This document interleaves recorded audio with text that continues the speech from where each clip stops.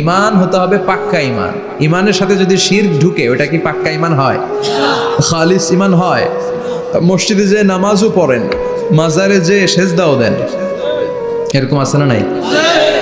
মসজিদে যে আল্লাহর কাছে যায়, মাজারে যে বাবার কাছে যায়, আছে না নাই? মসজিদেও দান করে, আবার মাজারে যেও দান করে, আছে না নাই? না, আপনার এই ডবল স্ট্যান্ডার্ডকে থামিয়ে দিতে হবে, এটাকে ব্রেক করে ফেলতে হবে। আপনি চাইবেন শুধু একজনের কাছে, তিনি কে? বিশ্বনবী বলতেন, ইদা সাআলতা ফাসআলিল্লাহ, যখন চাইবা আল্লাহর কাছে চাও। হাত পাতবেন কার কাছে?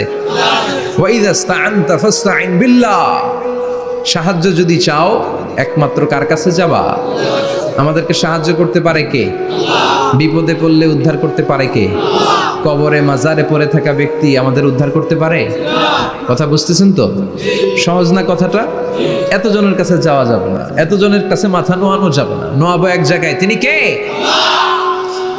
আবার বিশ্বনবী বলতেন, এই শিরিক হচ্ছে আখফা মিন দাবিবিন নামাল, পিঁপড়ার গুটি গুটি পায়ের চেয়েও শিরকটা হলো বড় সূক্ষ্ম। পিঁপড়া যেমনি গুটি গুটি পায়ে মিষ্টির দোকানে ঢুকে যায়, যে মিষ্টি নষ্ট করে, শিরক তেমনি তোমার ভেতরে ঢুকে তোমার ইমানকে নষ্ট করে দেয়। আখফা মিন দাবিবিন নামাল। আপনি পাহাড় পরিমাণ গুনাহ নিয়ে, হাদিসে কুদসিতে এসেছে, সাগরের ফেনা পরিমাণ পাপ নিয়ে আল্লাহর কাছে হাজির হয়েছেন। আল্লাহ, আমি পাপী, আমি কি?